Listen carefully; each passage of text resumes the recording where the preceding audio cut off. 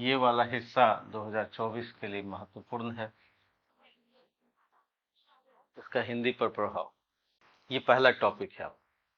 हम लोग कैसे पढ़ेंगे, यानी पिछले सालों के प्रश्न को देखते हुए भविष्य में क्या आ सकते हैं, यानी कंप्लीट पाठ्यक्रम तो पढ़ेंगे ही, उसके साथ साथ क्योंकि प्रश्न के संदर्भ में नहीं पढ़ने से फिर समस्या आएगी। नोट कर लिया। अब जरा देखते हैं कि कल हम लोगों ने चर्चा किया था कि भारतीय आर्य भाषा क्या है। भारतीय आर्य भाषा क्या है, और भारतीय आर्य भाषा में इसके तीन भाग थे। प्राचीन, और बताइए क्या होगा, मध्यकालीन, आपने, हाँ, मध्यकालीन और आधुनिक। प्राचीन, मध्यकालीन और आधुनिक। प्राचीन आर्य भाषा मतलब बताइए। संस्कृत नहीं, कब से कब तक?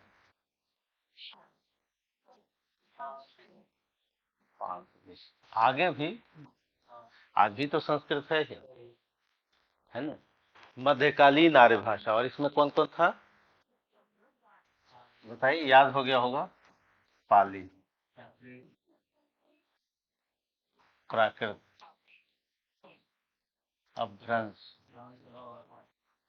और अवहट। और आधुनिक आर्य भाषा का मतलब पहला स्टेज प्रारंभिक हिंदी।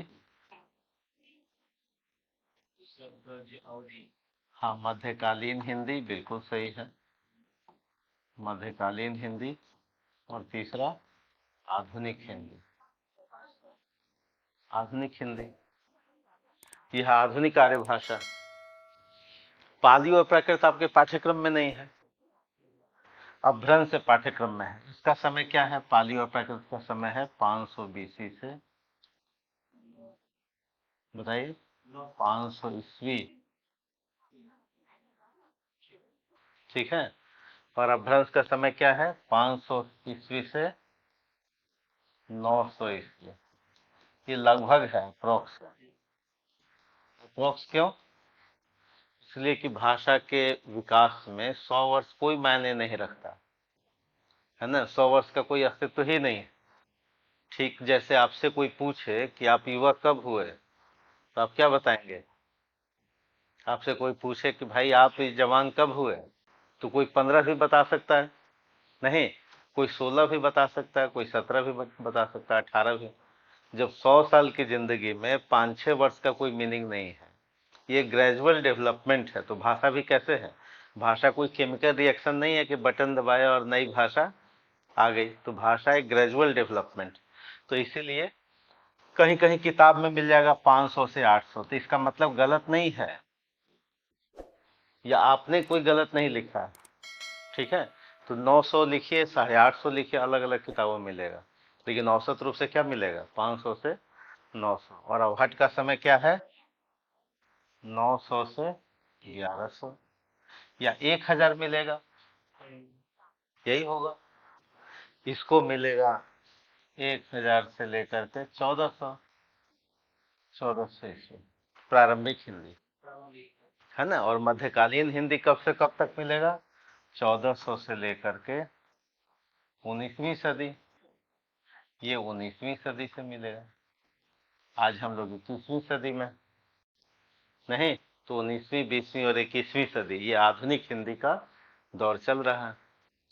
हम लोगों को कहाँ से पढ़ना है, अपभ्रंश अवहट से पढ़ना है, और प्रारंभिक हिंदी और इसकी व्याकरणिक विशेषता और इसका हम लोग जो अप्लाइड फॉर्मेट है वो। देखिए, आखिर ये भाषा का विकास हुआ कैसे, संस्कृत से हुआ।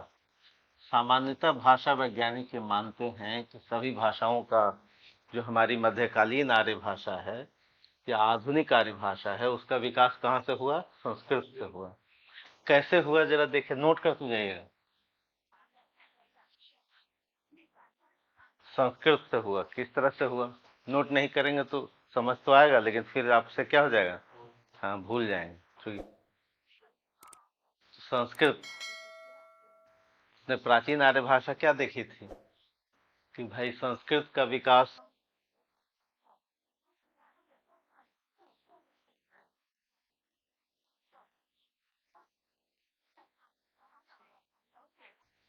संस्कृत के कई रूप रहे होंगे, जैसे आज हिंदी के कई रूप हैं। मैथिली वाले भी कहते हैं कि हम हिंदी बोल रहे हैं। नहीं, पंजाब के लोग भी बोल रहे हैं कि हम हिंदी बोल रहे हैं, यूपी, हर जगह।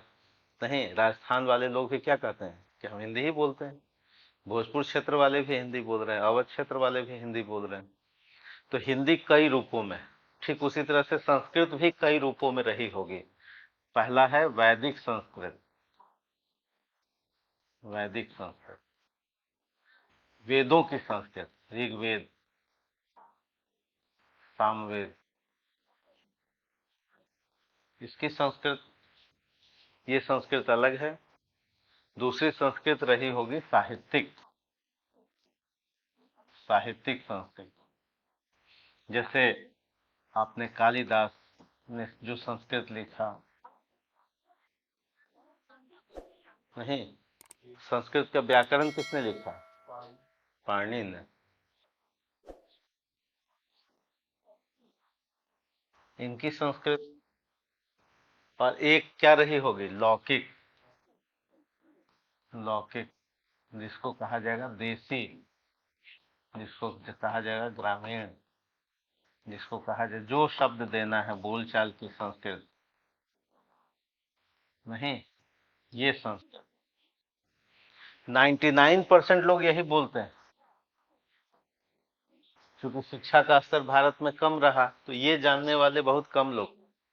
100 में 99 से अधिक लोग कौन क्या बोल रहे होंगे?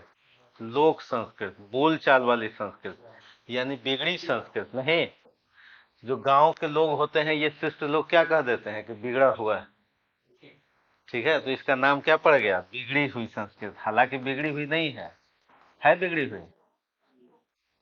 भाई ये तो जो लोक संस्कृत है, जो ग्रामीण संस्कृत है, 99% लोग यही बोल रहे हैं। आज भी व्याकरण सम्मत हिंदी कितने लोग बोलते हैं? बहुत कम, है ना? हाँ, है ना? और बाकी जो बोलचाल वाली, आप अपनी माता जी से कैसे बात करते हैं? बोली में। नहीं, तो भी तो है ग्रामीण हिंदी। ठीक है, तो उस समय ग्रामीण संस्कृत को ही क्या कहा गया? पाली कहा गया, इसी को पाली कहा गया। तो आपसे कोई पूछे कि पाली क्या है, तो आप क्या कहेंगे? बोलचाल की संस्कृत को ही क्या कहा गया? पाली कहा गया। और इसलिए महात्मा बुद्ध ने इस भाषा का प्रयोग किया। यानी बुद्ध की जो भाषा थी वो पाली। पाली का मतलब क्या हुआ? कि बोलचाल की संस्कृत। ठीक है, और चूंकि बुद्ध को लोगों तक पहुंचना था, आम जनता से संवाद करना था, तो पीटक साहित्य किसमें है? पाली में। पाली का मतलब क्या हुआ? बोलचाल वाली संस्कृत। यानी संस्कृत की विशेषता तो रहेगी ही उसमें, लेकिन ग्रामीण रूप ज्यादा रहेगा। नहीं, बोलचाल वाला रूप ज्यादा रहेगा। यही पाली और प्राकृत बोला गया। और इसके भी दो रूप विकसित हुए, एक तो साहित्यिक रूप और दूसरा ग्रामीण रूप। बोलचाल वाला रूप। इसलिए ये समय हम लोग क्या कहते हैं कि 500 बीसी से 500 ईस्वी तक पाली और प्राकृत का समय है। पाली को हम कहते हैं प्राकृत का पहला फेज। तो पाली और प्राकृत में भी समानता रहेगी। नहीं, करीब 80% तो दोनों एक ही चीज रहेगी, केवल चूंकि अंतर कुछ हुआ ग्रामीणीकरण के कारण, तो उस भाषा का नाम अलग पड़ गया। तो पाली और प्राकृत का जो ग्रामीण रूप है, इसी को अपभ्रंश कहा गया। इसी को क्या कहा गया? अपभ्रंश कहा गया। यहीं से आपका पाठ्यक्रम शुरू होता है। तो आपसे कोई पूछे कि अपभ्रंश का विकास कैसे हुआ, तो संस्कृत की देसी प्रक्रिया से, ग्रामीण प्रक्रिया से पाली और प्राकृत का विकास हुआ। पाली और प्राकृत के ग्रामीणीकरण से किसका विकास हुआ? अपभ्रंश का विकास हुआ। यानी अपभ्रंश में इनके भी कुछ विशेषता मिलेंगी और इनकी भी विशेषता मिलेगी। नहीं, जैसे अगर कहा जाए कि संस्कृत सबकी दादी और नानी है, तो अपभ्रंश की दादी नानी कौन हुई? संस्कृत हुई। हाँ, जैसे पीटक साहित्य, जैसे शुद्ध पीटक आया, तो ये तो थोड़ा शिष्ट साहित्य हो जाएगा। लेकिन गांव के लोग कैसी पाली बोलते होंगे? हाँ, लिखने में यहाँ, हाँ बिल्कुल, मौखिक रूप से, ग्रामीण रूप से, देसी रूप से, बोलचाल के रूप से, जो पाली, पाली में कई सारे रूप विकसित होंगे, नहीं जैसे आज हिंदी में, अब जैसे लोटा शब्द आ गया, पगड़ी शब्द आ गया, नहीं है ना। अब गांव में, अभी यहाँ का वोडाफोन गांव में बूढ़ा फोन हो जाएगा ना। गांव के लोग शब्द ज्यादा बनाते हैं देसी प्रक्रिया से। जैसे आपका नाम जगदीश होगा तो जगदीशवा बोल देंगे, राम होगा तो कब रमुआ हो जाएंगे इसका पता नहीं, नहीं, हाँ मोतिया हो जाएगा। तो गांव के लोग ज्यादा शब्द निर्माण करते हैं, क्योंकि बोलचाल में उनको आसान शब्द चाहिए, है ना। तो ये जो ग्रामीणीकरण, या इसको कहिए सरलीकरण, आसान बनाना, इसी को क्या कहा गया, अपभ्रंश कहा गया। किसने नाम दे दिया, तथाकथित शिष्ट लोग, जो संभ्रांत लोग अपने को कहते हैं, वो गांव की भाषा को बिगड़ा हुआ कह देते हैं। तो इसलिए अपभ्रंश को लोगों ने क्या कहा कि बिगड़ी हुई भाषा। हालांकि बिगड़ी हुई तो थी नहीं, या भ्रष्ट भाषा। लेकिन आपको ये नहीं लिखना है, आपको क्या लिखना है, अपभ्रंश। तो अपभ्रंश कब इनका विकास हुआ, 500 ईस्वी से 900 ईस्वी के बीच, 900 ईस्वी के बीच किसका विकास हुआ, अपभ्रंश का। तो एग्जाम में चार्ट भी बनाना है, जैसे कोई पूछे कि अपभ्रंश की व्याकरणिक विशेष, जैसे इस वर्ष पूछा गया, तो अपभ्रंश कैसे विकास किया, इसको भी एक चार्ट में क्या कर देना, बना देना। फिर अपभ्रंश से ऐसे ही सरलीकरण से फिर किसका विकास हुआ, अवहट।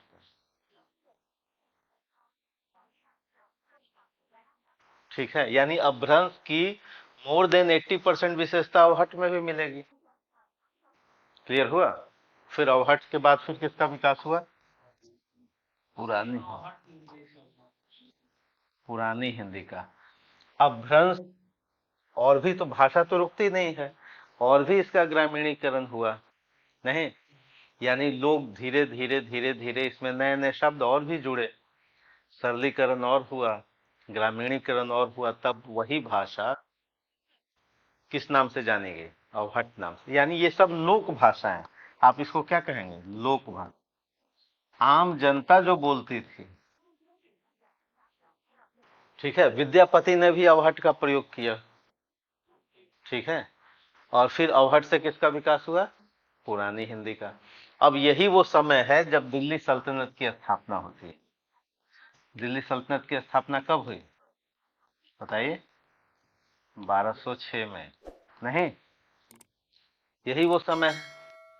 इस समय आपके यहाँ क्या चल रही है, पुरानी हिंदी या प्रारंभिक हिंदी चल रही। पुरानी हिंदी का समय क्या है, 1000 से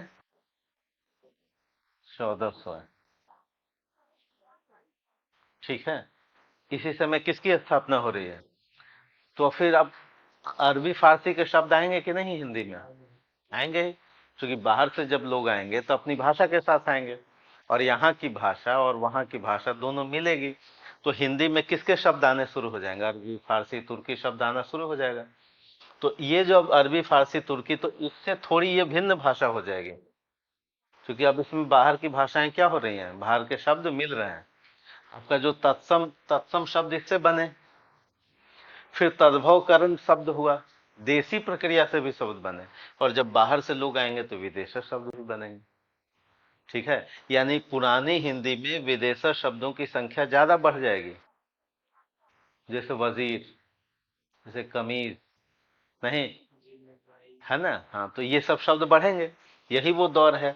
यानी अपभ्रंश में विदेशी शब्द कम होंगे, पाली में और कम होंगे, नहीं, और पुरानी हिंदी आते आते, और मध्यकालीन हिंदी आते आते मुगल काल की स्थापना, तो और भी फारसी शब्द बढ़ेंगे, नहीं, बढ़ेंगे या नहीं। फिर जब अंग्रेज आएंगे आधुनिक हिंदी में, तो अंग्रेजी शब्द बढ़ जाएंगे, तो सब हिंदी वाले क्या हो जाएंगे, शामिल कर लेंगे अंग्रेजी के शब्दों को। क्लियर हुआ। तो आपका पाठ्यक्रम कहाँ से शुरू होता है, भ्रंश से, ठीक है। अब भ्रंश, अवहट और पुरानी हिंदी की व्याकरणिक विशेषता को जानना।